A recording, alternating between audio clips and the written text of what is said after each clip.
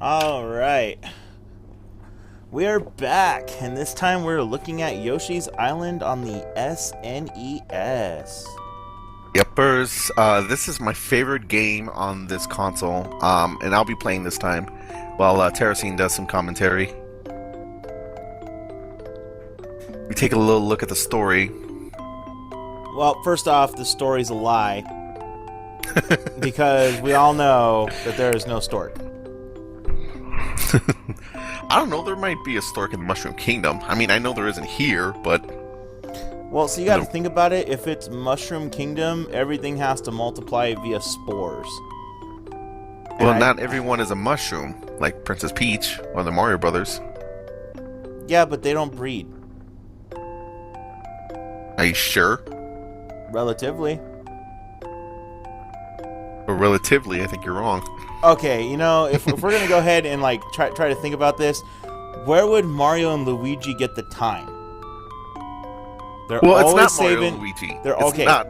For one thing, Mario and Luigi both are constantly saving Mushroom Kingdom, and Princess Peach is always busy being kidnapped. This is true, but like for this story, this is about Baby Mario and Baby Luigi, so this is actually them as kids. This is them as kids, and Yoshi helping them. So it's whoever their parents were. They don't have parents. Then how did they come to be? The stork, obviously. Okay, well the stork has time then. Dude, that stork gets around. Apparently. Hey, I read something interesting today about this game, actually. That's probably why I picked this. Apparently, originally, this game was supposed to look a lot like Donkey Kong Country. Huh. They wanted it to be in that graphical style. Well, you know, like the near 3D models and stuff, yeah. And Miyamoto didn't do that, and they kept pushing him to do that, and so to retaliate, not only did he not do it, but he made it all cartoony and make it look like a kid drew it with crayons. Oh, which is fine because it fits the theme of the game. Oh yeah. Yeah. That's definitely the way to go. So you heard it first, everybody. Going against somebody's wishes can oftentimes lead to good things. Yep, especially when that person is Shigeru Miyamoto.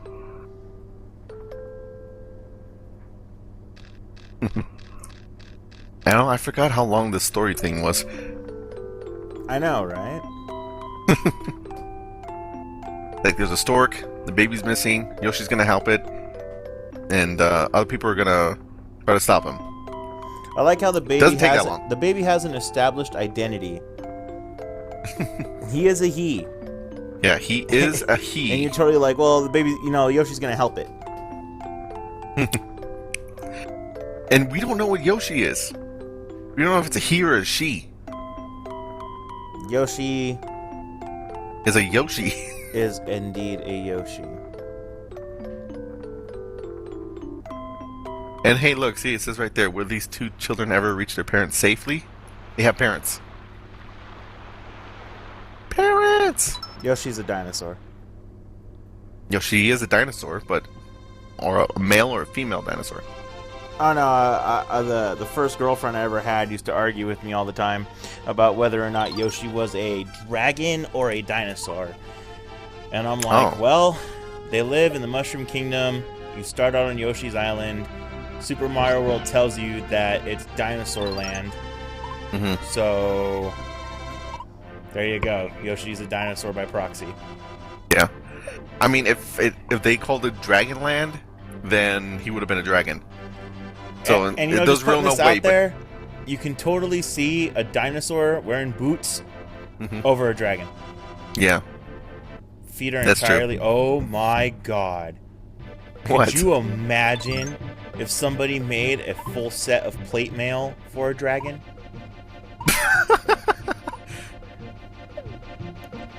I can see that happening. So just think about that, dude. It's like, what's going to happen to the dragon when you hit it?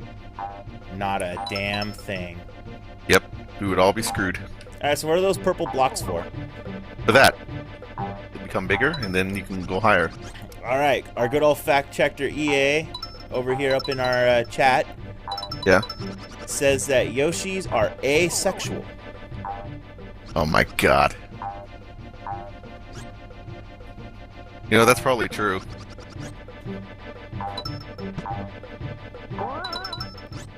I just remembered something about this game that I'd forgotten. What's that? When you do that flutter kick move, if you hold down up, you go higher. Really? Yep. The in-game Japanese text of Yoshi's trophy in Super Smash Bros. Melee states that Yoshis produce asexually, meaning that they reproduce without a mate and are neither male nor female. The safe way out of it. While also confusing kids, should they ever wonder. Well, Mario has never been the prime example of sexual identity, so I mean, you know, there's no need to make it something that it's not. I can see that. Yes, I know that. Well, here's an interesting conversation I'm wanting to have for a while. Okay. What's your opinion on the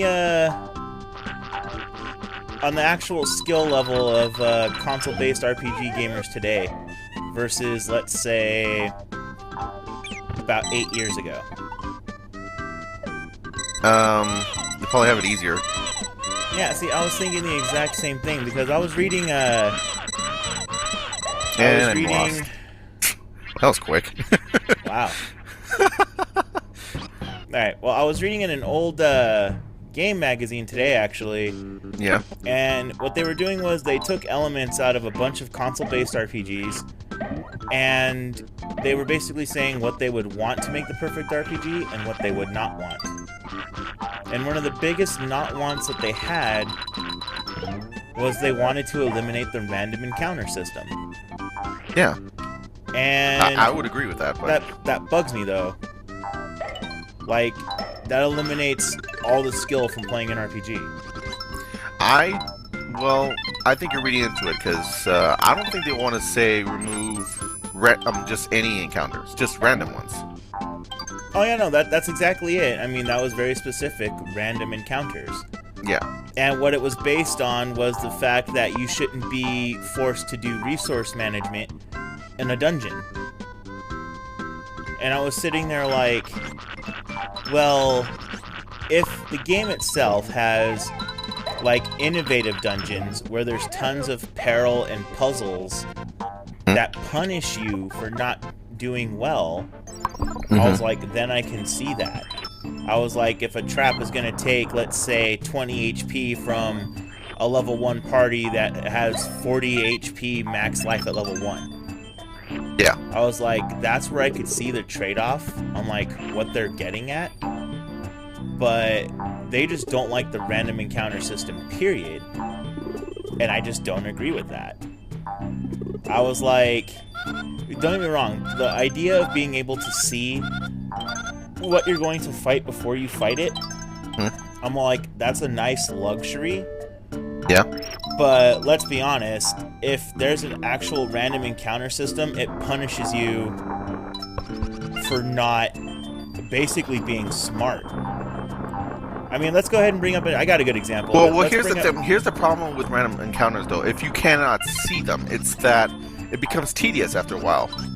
Like, when you first start the game, going after enemies and everything, that's all fine. But once you get more powerful, and then you have to deal with all these same enemies all over again, then it just becomes boring. And then random encounters are usually associated with grinding, which is something that a lot of people don't like anymore. Oh, well, let's go ahead and just hit the nail on the head with that one. Regardless of any game you play, there's grinding. Whether you want to admit it or not. Yeah, but the level of grinding really, that can be... Oh yeah, I know, but gamers really have to come to terms with, no matter what game you're playing, there is grinding. No matter what. To some extent, sometimes, yes. Yeah.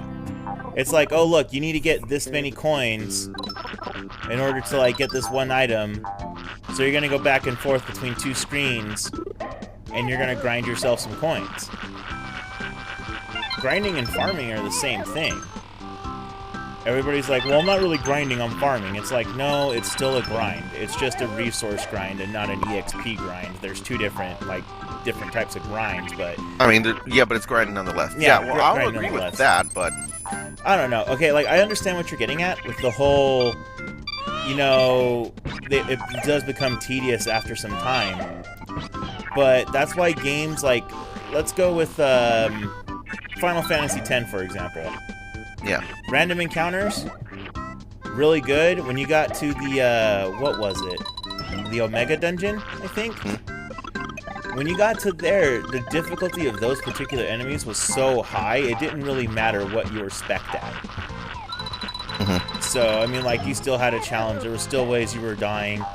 I mean, I understand how meticulous it could be to have to deal with random encounters, but if you're so strong to where the random encounters have become tedious to you, that's because you earned it. That's because you dedicated X amount of time to increasing levels and stats or gear or whatever have you to be able to just roll over things. Like, that's a sense of accomplishment. Not really, though. When you put it like that, that sounds like the game is punishing you for doing well. How is the game punishing you? Because you have to deal with weak Congratulations, enemies? you've done so well in this game that now it's boring. Well, it's not necessarily boring. I mean, I can see where you're getting at, though. I can understand, like, well, in some respects where it would be boring. Yeah, I understand that. I follow you. Well, if people are complaining about random encounters and all that kind of stuff... Okay, let's be honest and let's go with the games. Let's talk about the games that don't have a random encounter system, like ones that you could, like Final Fantasy 13, for example. You can see all your enemies. That kind of does not have it. However, I haven't really gone through that game, so I don't know if that's the best example. Well, let's see. What's another game that doesn't use the random encounter system? Dark Cloud on the PS2 doesn't use that. You played that, yeah? Yeah. Okay. Well, for anybody out there that doesn't know what Dark Cloud is, it's essentially an RPG / sim game where you build up towns after you've gathered the pieces. After going through a dungeon, you rescue them, essentially, and you put together towns, and there's special things that you do, like you put somebody next to somebody else, or you put this pawn next to this person's house, and you get rewarded for stuff like that. But back on point, and a point that EA is making in our chat is, in Kingdom Hearts, his friend stayed on Destiny Island, which is the first place in the game, and he stood there and grinded to level 20. Yeah. Based on his choice. And you can do that. I'm not saying like there's not some people who don't enjoy doing that, but a majority of the people don't. That's what that survey says. And then he says, but equally, an artful lad, his same friend, got terribly lost and ended up a high level. Not his fault if he got bored. See, I can understand that too, but then again, I've always taken it as getting lost in an RPG is your best friend. It's like, yeah, you got lost, but you gained all this from being lost. Star Ocean, the second story on the PlayStation, is a good example of that. Because there's no way for you to tell what the level recommendation is for an area you're going to enter. Like me personally, at low level, there's one particular mountain range, and any Star Ocean player that watches this will know which one I'm talking about. But you walk up in there, and there's seriously enemies that can one-shot you. Yeah. Like, it's just gonna knock you dead. But if you manage to play skillfully and squeeze out a victory, you can gain like 3 levels in one fight. But then again, back on topic. With Dark Cloud, for example, I don't see where the punishment is, or where we could even begin to talk about the game being punishing. Because being able to see your encounter, like, let's say you're super high level, right? Let's say you have a sword that makes you do 200 damage to everything you hit no matter what. Yeah. And you're going through this area, you can see your encounters, But let's be honest with each other. Even though you can see the encounter, doesn't mean you can avoid it. That's true. And Final Fantasy 13 is really good with that. Oh, I don't either. But Final Fantasy 13, even though you haven't played through it, a lot of the enemies in that game will chase you. Yeah. If they find you, they chase you. And they will keep chasing you. So... Well, actually, I take that back. They will chase you to an extent. Yeah. Now... Like, if you're, like, pretty far down the map, then they're not going to keep going after you that far. They'll just say, oh, screw it. Oh, yeah. Well, in game coding, every enemy has a certain radius that they can go. Mm-hmm. And once that radius is reached, that's it. They're not going to chase you anymore, because that's just the way it is. But it still begs the question, is that even though the whole random encounter system eventually gets boring, well, so does encounters you can see. Mm-hmm. I mean, my team was so strong that I just pretty much went, because everything's like, you can throw the game on automatic, basically, so you just press the button and go. Right. So, but your other two partners in your team of 3 are going to attack by themselves anyway, because that's what they do. So, you pretty much get in that fight, and oh look, your partners already went and took care of it.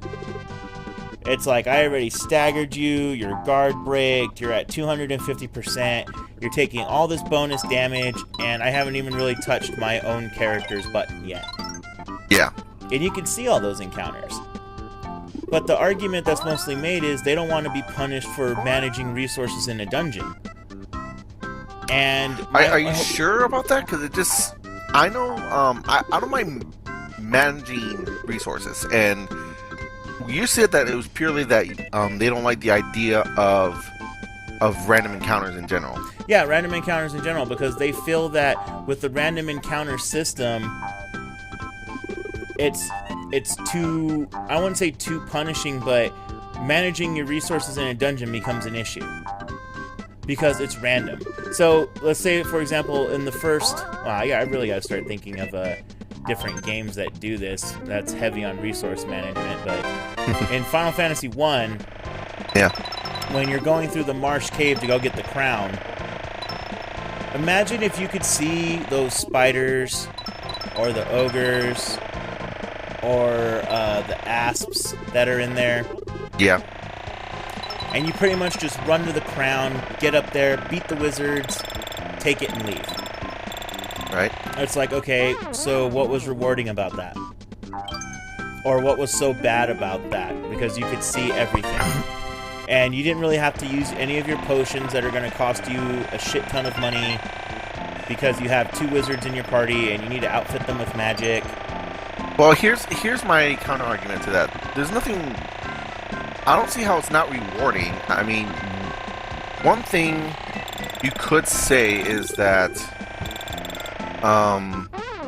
since you can see the monsters, you can make a fair effort to avoid all the random encounters. And because of that, then you won't have to worry about, you know, managing your resources or anything like that, but you also don't level up as much, which means it makes the game harder, because then when you do have a fight that you have to go through, you won't be as well equipped. So that's up to you.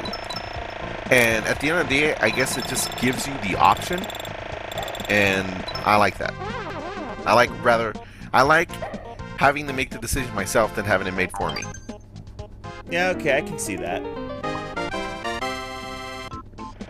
You know? I can say that maybe there's nothing against having a type of monster that's, like, I mean, most of these RPGs are fantastical in theme, so I can see there being nothing wrong with some enemies being invisible, and that's something you'll have to deal with. Mystic Quest did that. Mystic Quest was really good at that. There's I don't know if you've played through the game, but there's an ice pyramid level where you have to have a special mirror that will reveal all the enemy locations. If you don't have it, you're not going to see them. Because in the game, you can see all the enemies before you fight them anyway. Like you'll see a like a symbol, or I should say a sprite that will represent what kind of monster you're going to fight. But there's nothing that enables you to see the composition of the enemy team that's with it. So if you're going to go fight a Lamia, for example, you don't know if she'll have 2 Beholders or a Medusa and a Gorgon with her. All you see is said Lamia. Right. Right. There's a lot of games like that. Like Blue Dragon was like that on the 360. Okay. Yeah, where you can see your encounters. You even had the ability to get rid of them if you were already too powerful. But once you attacked, you didn't see whether or not it was just that one enemy or a different one or a series of them. Yeah, so it was just all up in the air. Okay, well, EA here in the chat brings up a good point. A popular thing that I do not really mind is limiting resources but healing after the battles. So, elaborate on that. Yeah, I don't mind that either. Let's see, did I get everything on this level? Yep, I did.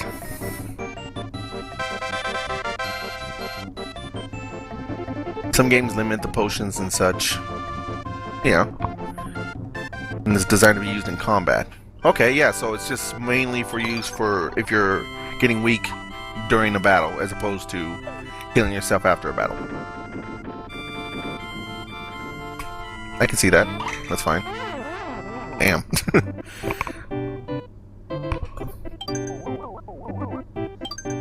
Rather get 99 potions and carry it at all times.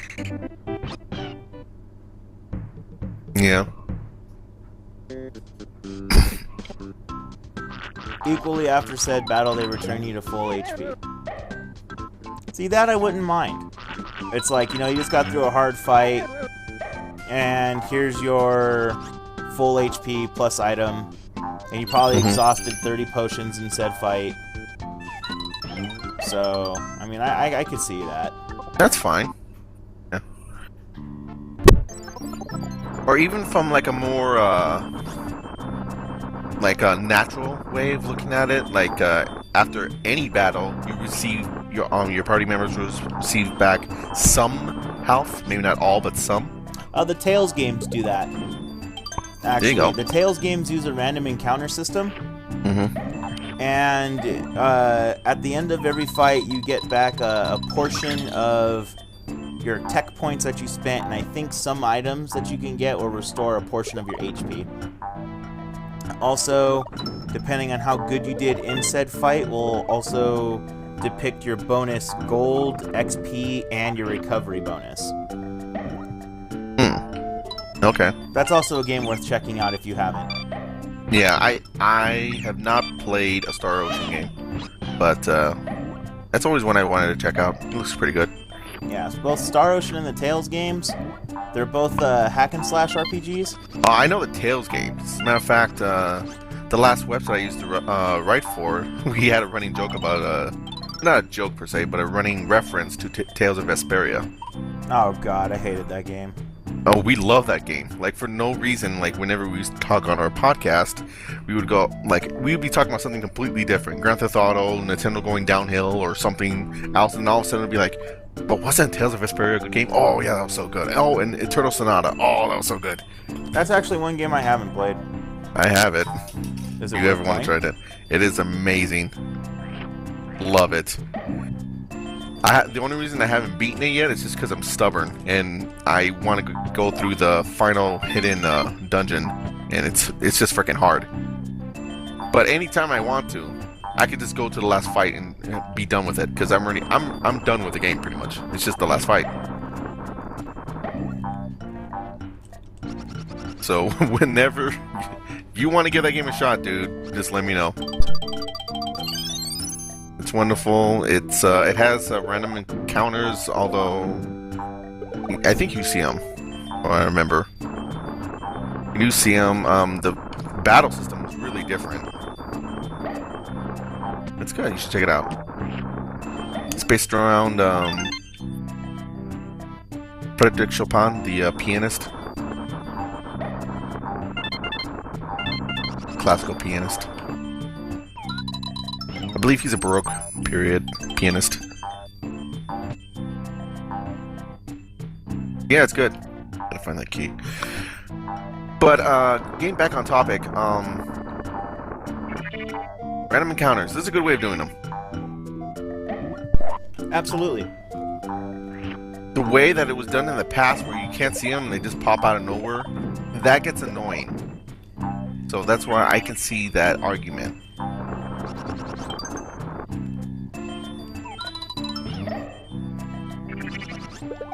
But I'm guessing you would prefer it just to stay the way it is.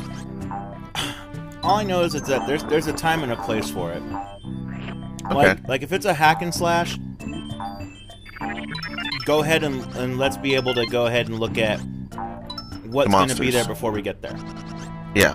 But if you want to go with a fast-paced, party-based,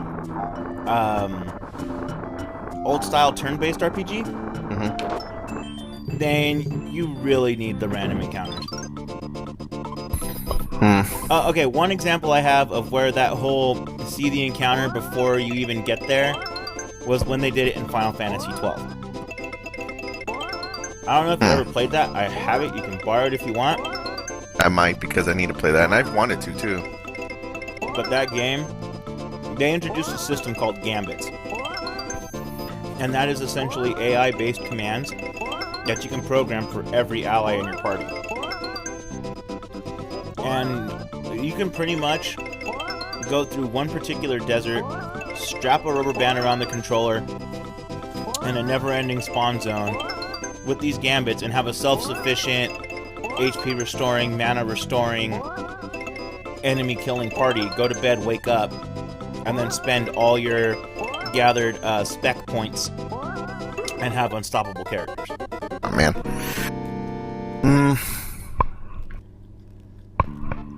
See, it's stuff like that I don't like.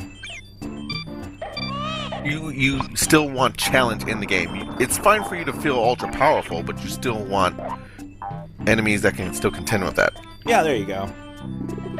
Okay, that's fair. Like that's mostly what I'm getting at is, are the RPGs today that are using the non-random encounter system are easy to play. Okay, my response to that would be that, well, then that's just as a means to make it more accessible to other players. That doesn't necessarily have to do with the fact of the design choice of making all the random encounters visible. Like, I don't see why you couldn't make a game with visible random encounters and have it be hard. Well, Mystic Quest was like that. Mystic Quest is very difficult. Well, there you go. There's a way to do it. Oh, yeah. That's less a product of that design choice and more a product of just games getting easier.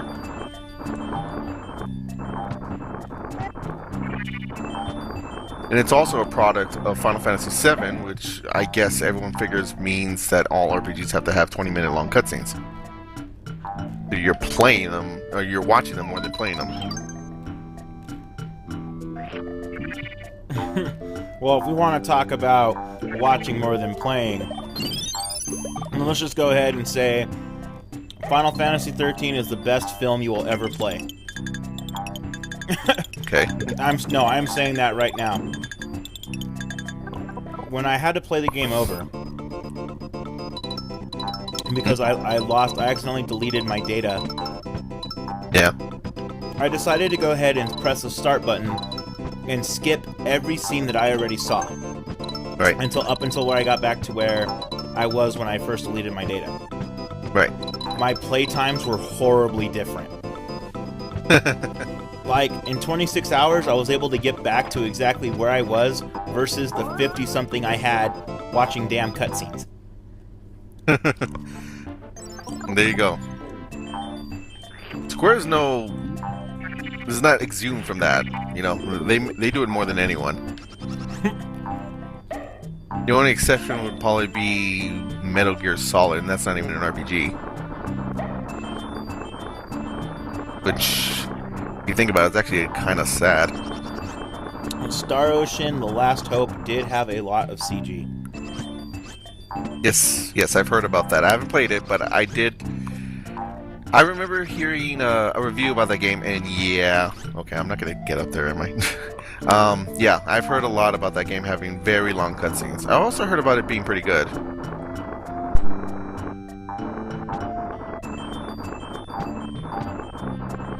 I'm being stubborn. 10 times worse than any Final Fantasy. Really? You think so? I can't say for myself, having not played it, but... No, I concur with his statement. Having actually played.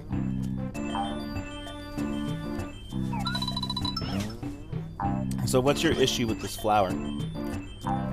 Well, it's a collectible in the game, and so far I've been able to collect everything, and I'm not taking my time, so it's I'm having difficulty getting up there. I need to use this rock, really, and use it as a ledge, but it'll fall down unless I do it just like that. Also, those red coins there, and that's also a collectible. Not only do I complete this game, but I complete it 100%. I've been known to do that. So it doesn't look like I'm going to be able to do that, because I also need 30 seconds on the baby clock, so to speak. And I don't have that. That also goes towards your final score.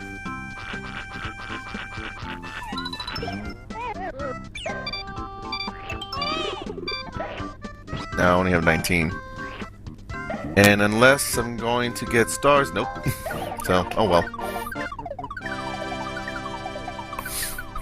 Every level you're judged on if you get all 5 flowers, all 20 red coins, and you have a full baby meter of 30. See? Didn't quite get it.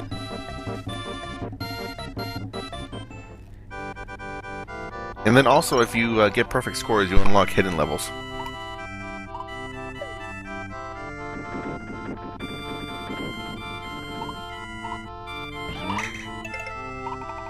On this game. Damn.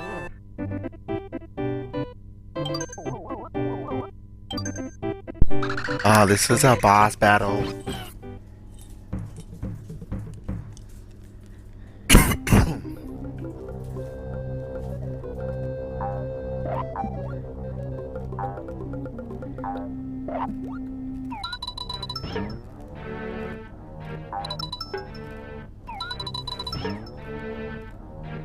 So, those are my thoughts on random encounters. You asked.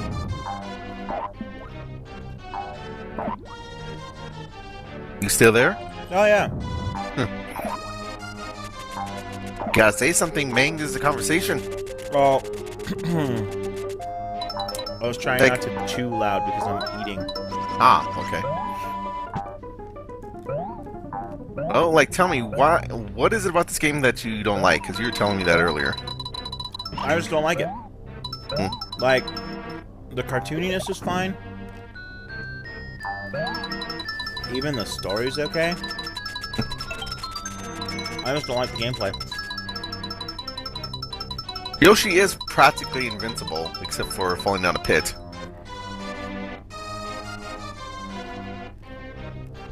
I don't know, I always thought it was so creative, and... The baby crying is absolutely annoying. That is annoying, I will say that. That was one of my biggest grievances with this game. Like, there should be a point where it stops crying. When it's floating away. Or at least like a different different sound effect at some point. Yeah, I mean, it I don't know. Like, maybe my ears might be sensitive or something, but... No, I will just grant listening you that to that the crying is baby's annoying. high-pitched cry is annoying. I'll grant you that the crying is annoying. It's not pleasant to hear. But normally I don't have a problem with that, so I don't hear it that much. So. And then just looking at the level designs, like, this seems to be a more... That's correct, doesn't matter. It seems to be a more, I don't want to say child-friendly, so that's a little off base. I would say it's a Mario that caters more to casual players. Okay. That's semi what it feels like, because it is an easier game. It doesn't look too punishing. It's not. I will agree with you on that. This is not a hard game. I agree with you. This is not a hard game, but it's still fun.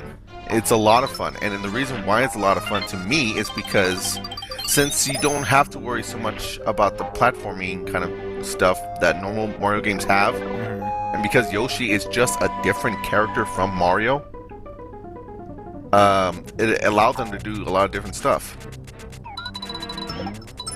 Oh yeah, I mean, it's fun to see Yoshi, and it's fun to see where exactly the idea for the Yoshi playstyle we get in Super Smash Brothers. Like, that's all interesting. How long is this game? It's a full-blooded game. Like, it's 8 worlds, 8 levels in each one. Okay, see, that, I don't think it needed to be that long. Well, then play Yoshi's Story. Have you ever played that? No. Oh god, you think this is a kid game? Play that. That is your kid game. I remember buying that when it first came out because I was such a fan of this game. And it was $70 at Montgomery Ward, and it came with a plush Yoshi doll, and I beat it that same afternoon. It took me maybe 2 hours. You paid mostly for the Yoshi doll. Probably. But this was N64, you know, the cartridges back in those days, they were still pretty expensive. That's another thing too, that was a rare game that I actually bought brand new back then. So, I was pretty disappointed in that one.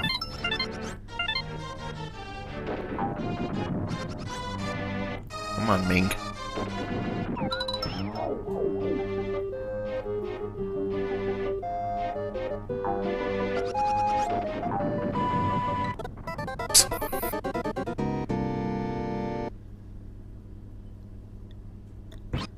But yeah, I mean, it has some tough parts. Like the final boss fight isn't the easiest.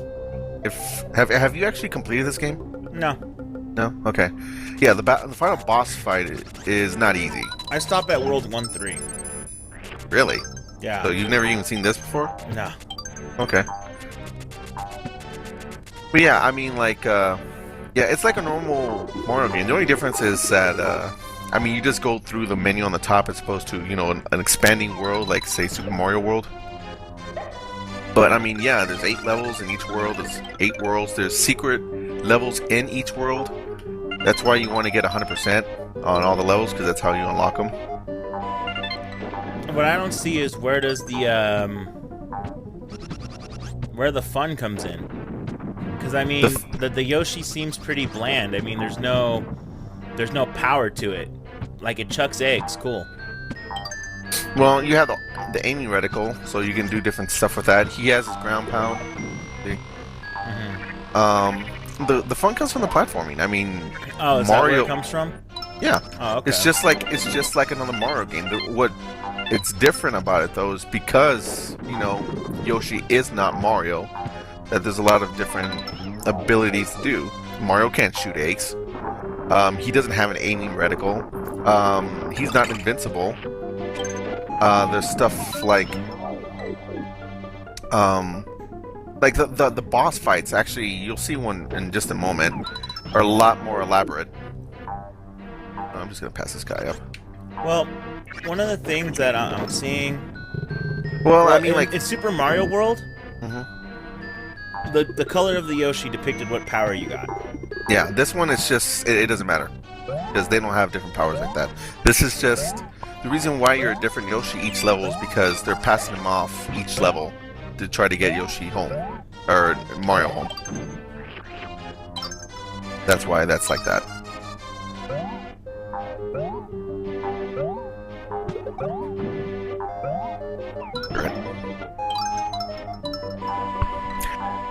This one, yeah, so it's just because there's different Yoshis helping out. That's all it is. They all have the same abilities. That isn't the point. You know, like that's not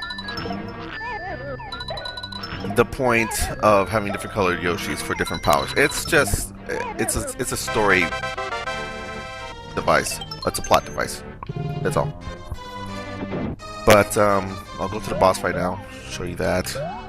It's got a hit. Damn it. That's another thing too. There's something that this game has in common with Yoshi's Story, which is the only way in Yoshi's Story is to get enjoyment out of it. This one, there's actual platforming and actual stuff you can do, but in Yoshi's Story, and in this game too, part of the fun comes from making your own fun. From trying to get a perfect score. Like, if you try to go through this game without getting hit, that's hard. And then, like, okay, here we go, we got a boss fight. Mario games, it's one of Bowser's kids, and you just stomp on his head. That's all it is. Here, you got different stuff to deal with.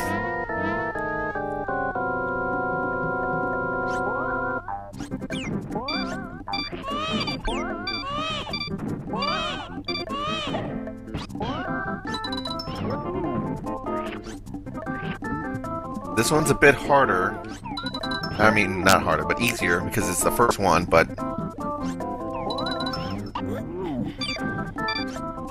in later levels, you will have to do stuff like what I just did right there. Where you will have to ricochet eggs, and it's all about aiming. That aiming reticle comes in handy.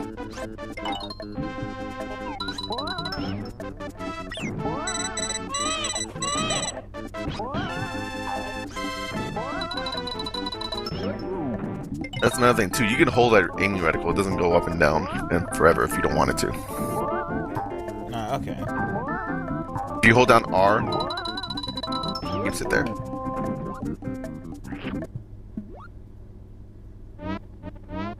And then also the other thing is that it's just got a great visual style. I mean, it just looks great. It just looks good. That's another thing too. So, being like I didn't get everything, I'll probably have to go back and get everything else again. See? He passed him over. So now I'm going to be the purple Yoshi.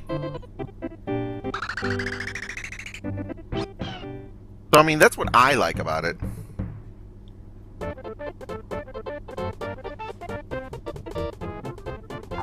And, but, you know, some Mario tropes are still in here, like your classic moving level. Uh-huh.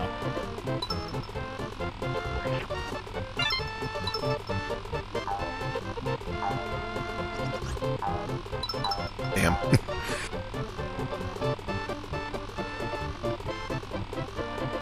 I guess it's not immediately hard, kind of like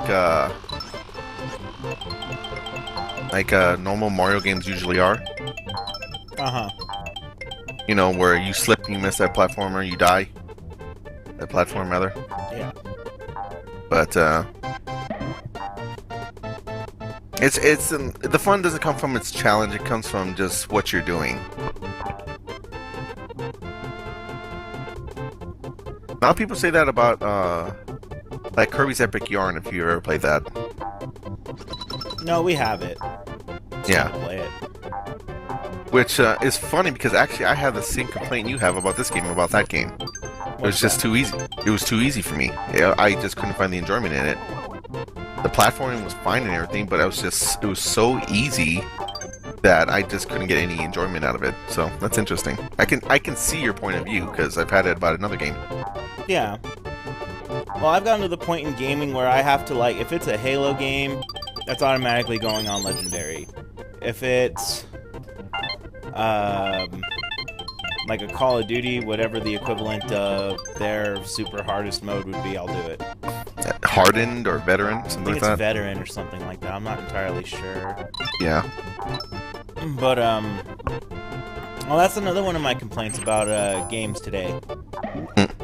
I shouldn't have to unlock my hard mode.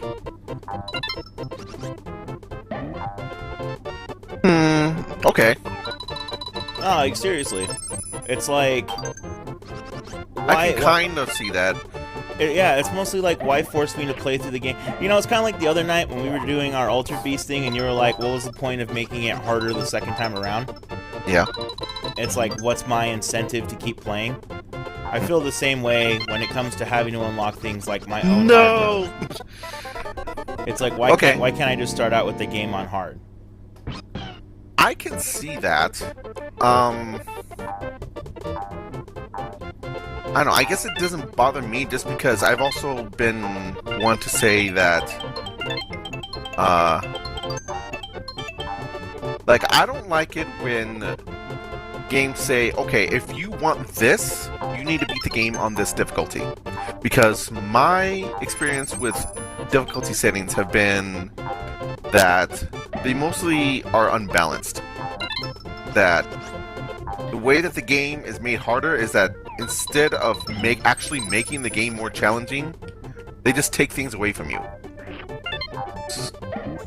So, abilities and perks that you had, it wasn't cheating or anything, that's just how the game was designed.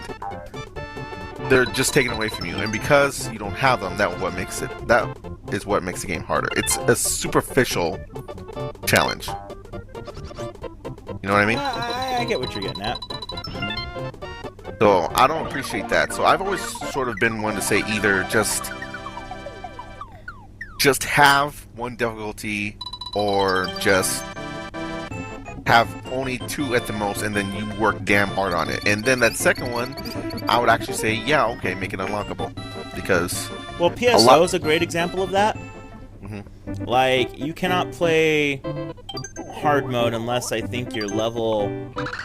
Mm-hmm. And then you can't play very hard mode until you're level 40, and you can't play ultimate till you're level 70.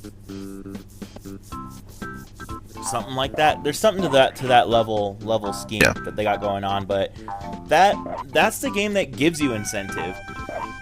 I mean, if you don't like the grind, like any person that hates grinds and tells me that they absolutely love PSO, I'd probably punch in the face. Because that game... That is a grind That game is grind. That game is straight grind. There's no beating that. There's no ifs, ands, or buts about that. And it's real repetitious. You go through the same levels over and over and over. But the biggest incentive there is that once you enter hard mode, that's when the game really starts. That is when you have the most fun. You see a different side of bosses. You see different rare items being dropped for every difficulty. Your item drop is based off your class. Like I play a Rockcast when I play PSO, and my name, usually I use Vision for the name, but Vision will give you a Pinkle for your identity, and they have a 2% chance to get an item called the Heaven's Punisher. And what that is it's a special pistol that when a whole bunch of enemies on the screen, all you do is use the special, and a purple beam comes down and hits every enemy visible in that room. Right. But you don't get that until very hard, and you have to farm it off a particular enemy. And there's like steps you gotta take to go get it done. Right. And even though the game's really repetitious and stuff like that, and it is a grinding game, yes, it is. The rewards for that grind are well worth the grind. Yeah. Like I said, I'm not really a fan of that kind of stuff, but I do really like PSO, and that's because something like that is a good way of doing it. It's sort of taking a relatively flawed concept, but still working with it and making it work. Oh, yeah. And have you ever actually gotten to the ultimate difficulty? No. Okay, no. Well, when you and I go to play it, maybe EA will join us and we can stream some PSO action, because I would not mind streaming PSO. Yeah. But, I tend to, this is what I was also saying about you the other day, how you get to really know games. I tend to go through a game, beat it, and then that's the end of it. I don't go back on an extra difficulty or anything like that. Oh, no, I do, dude. I just don't. I know. I just don't do that. Some games I have, like if I really, really like it, then I will. The first one that comes to mind is the first Soul Calibur. I can beat that on the hardest difficulty, no problem. Through arcade mode. You know, but that's rare. That is rare for me. Like I never do that. Like I went through Devil May Cry, and on the normal difficulty, which is called Devil Hunter, and I'm good. I mean, I don't need to go through another one. I mean, I went through Nephilim difficulty just to see how more difficult it is. I went through a couple levels, and I checked out Son of Sparta, which is the difficulty I unlocked. You know, just for review purposes. You know, so I could say, well, this is how it is. But other than that, yeah. I mean, I didn't even complete the game through those. I just checked them out real quick. It's just how I play games. That's the way how a lot of people play games. EA misses his sword. In the game he had what's called the Sumakiri J sword. Uh-huh. And the way you unlock that is you get the sealed J sword and defeat 10,000 enemies with it. Yeah. And then it unsheathes and it becomes the Sumakiri J sword. Yeah. Let me tell you. The thing was awesome. Oh, it is amazing. It is worth earning.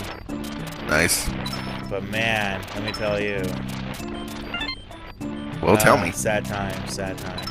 Well, how did he lose it? He just lost his data, or? Yeah, well, the bad thing about PSO was that the memory of that game had a bad habit of corrupting if something wasn't done right. Oh boy. Like, people get upset with the whole, yeah, my Soul Calibur 3 data's broken. Yeah, that's me. You're referring to me.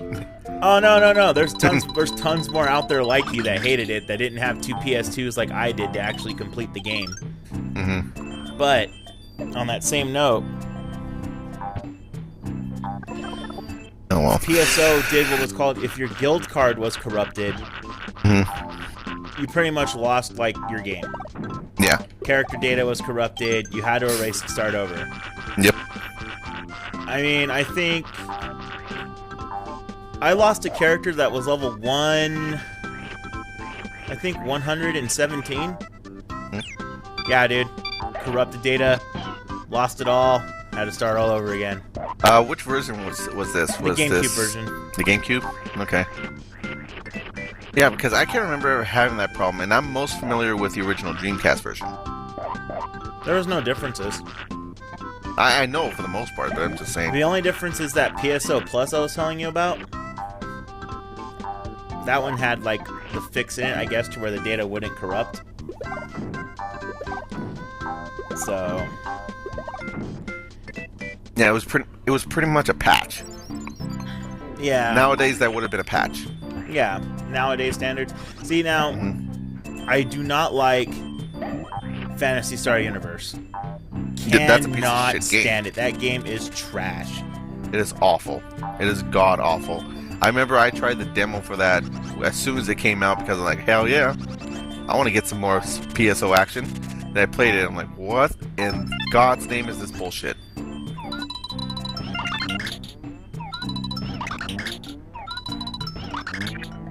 I'm not gonna land this.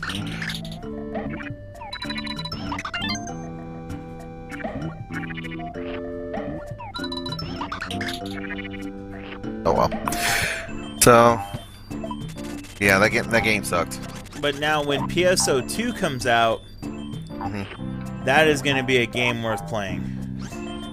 Yeah, you're telling me you've already tried it. Yeah, I went, well, I could go play it right now. Yeah. But there's seriously, it's too much effort to download the game and then go get the English patch and then patch the English and then, like... It's like... And even on the registration site, like, the entire site's in Japanese. Yeah. So, and I had to do... Well, this is going to be funny for anybody that watches this, but in case you guys didn't know, you can program your keyboard through Windows to type in a different language.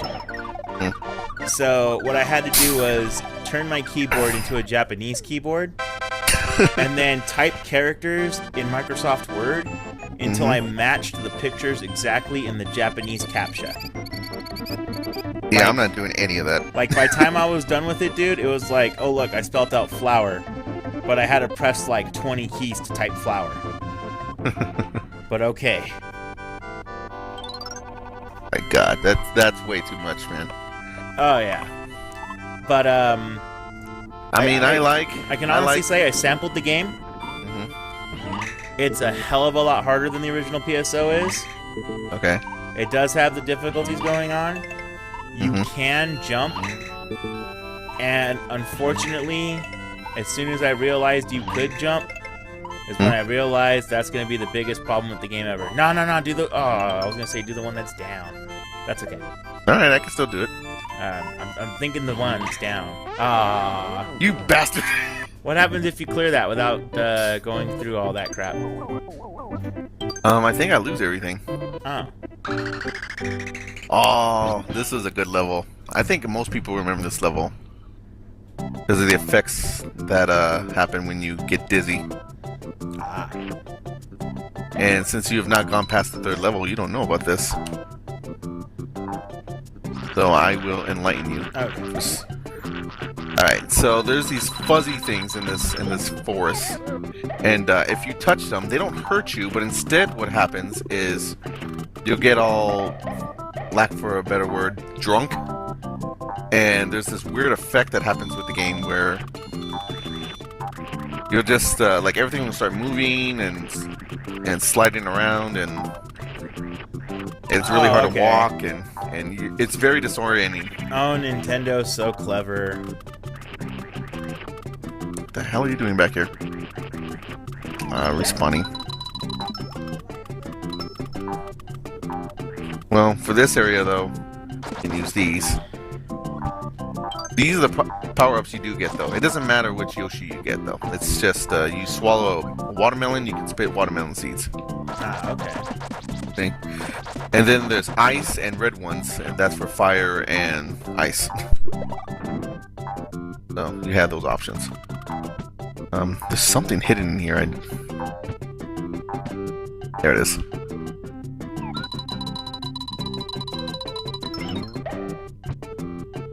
Go.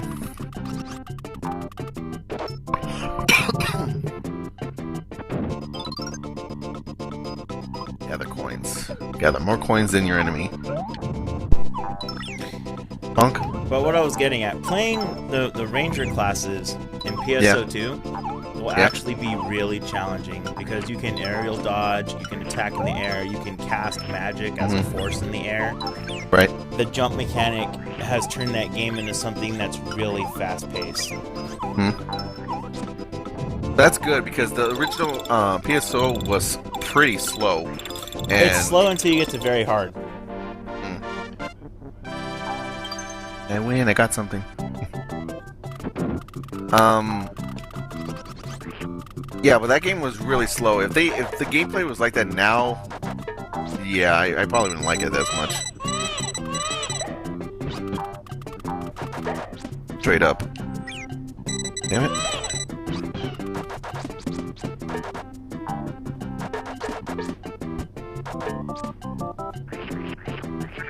Back.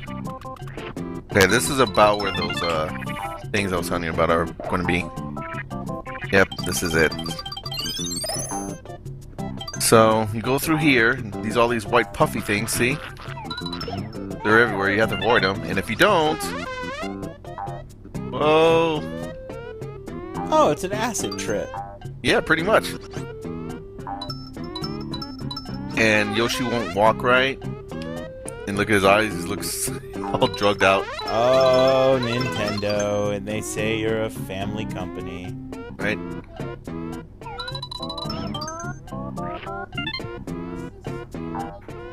You won't just walk normal. He'll speed up and slow down and all that. Takes a while for it to wear off like that.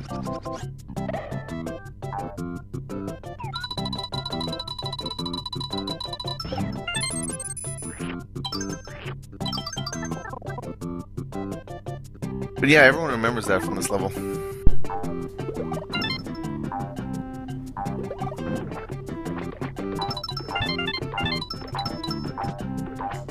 I think I'll complete the first world and then we'll stop. Yeah, that's fine. And that's the next level, so it's just pretty much the next level and that'll be it.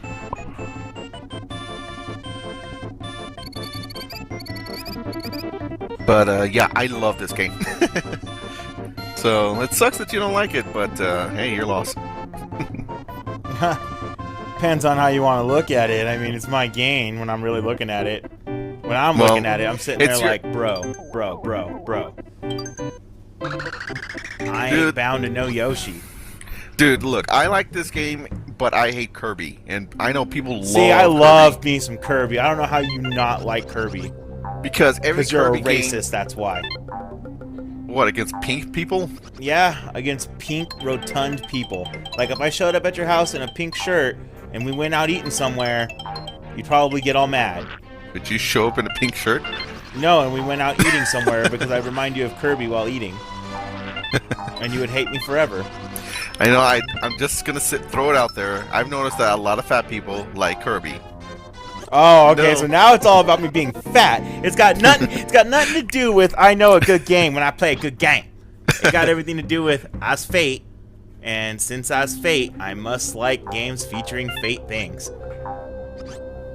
Ooh, even EA is in on the controversy. He says, oh, hell nah. How do you not like Yoshi? I mean, he's so awesome, he's cool, he's actually useful, and he can eat things too. I ain't opposed to the eating. It's because Yoshi stays skinny, isn't he? Oh, does he? Yes, he does. The only thing that gets fat on him is his cheeks. And I got big cheeks, so I can empathize. I guess that's what it is. He doesn't get super cool powers or beams. Pew pew! Which is true, Yoshi does not get a beam. You can't even say Yoshi spits fire. Well, when you get the ice watermelon in this, you get like an ice beam. Oh, Kirby did it first. He was shooting ice beams before it was cool. Hipster Kirby. Hipster Kirby. He's like, I don't know what all these hoes is talking about. I was sucking up things before it was even cool. Dude, I don't know, man. I mean, I didn't have really a problem with Kirby before. I had never even heard of him until Smash Brothers. But then when I started thinking, well, let me look at one of the games. Never really had an interest. And then the first game I played, I think, was Kirby Air Ride. That was a mistake. Oh, there you go. Yeah, no, you want... Look, I'm aware that's a bad game, though. Okay, so I don't hold that to him. No, like, you should really go play Kirby Superstar. That's what I've heard. That is like the Kirby game. And apparently the one on the Wii is boss. Okay, that's the thing, though. Well, okay, actually that's a little confusing because there's two on the Wii. But, Return to Dreamland. Oh, that didn't get good reviews. But, it was better than Epic Yarn. I didn't like Epic Yarn. That's the one I tried. That's the one that got higher reviews. So I tried that. And I mean, it was fine, but it was just so simple that I just couldn't get into it.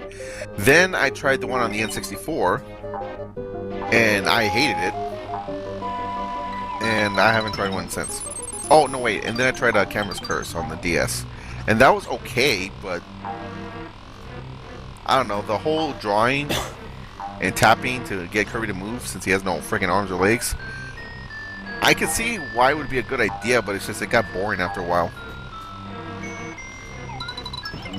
Well, the one thing I can safely say right now is I'm glad I've never gone off of a review to purchase a game. Well, I go off of several reviews. No, because I don't have a lot of money. Oh, no, I can understand that. But, I mean, before we had huge reviews and stuff like that, gamers took a chance. Yeah, we wasted a lot of money.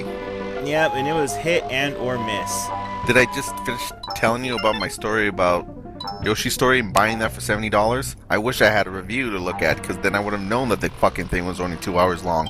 Oh yeah, but I mean, there's just gamers out there that rely strictly on reviews, and I think that's just bad policy. Yeah. I mean, read about the game, like what it has to offer, but I'm just gonna put this out there right now. Final Fantasy VII is not the worst RPG of all time. It's not. And it upsets me that a lot of people think that. A lot of people are upset with what Final Fantasy VII ended up doing to RPGs. Because let me tell you... It's effect. It's sort of like why people don't like, all of a sudden, Resident Evil 4. It's not because that game is bad, but it's what it ended up doing to that particular series. Oh, yeah, see, Resident Evil 4 was an absolute masterpiece. Yeah, but then every single game after that tried to be like it, and it started moving away from the survival horror roots in order to do that. Yeah, and then it became an action survival horror. straight run and gun, which was absolutely fine because, to be honest, like I don't know what most people were complaining about because that's what survival horror is. Oh, I disagree with you on that. Why disagree? Well, let's go ahead and look at movies, for example. I mean, when you know it's going to be a horror movie, aside from, like, let's say the spiritual horror genre, when you get into stuff like zombies, monsters, what the hell else would they call those?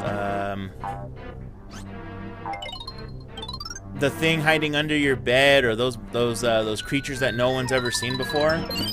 All those are run and gun situations. Okay.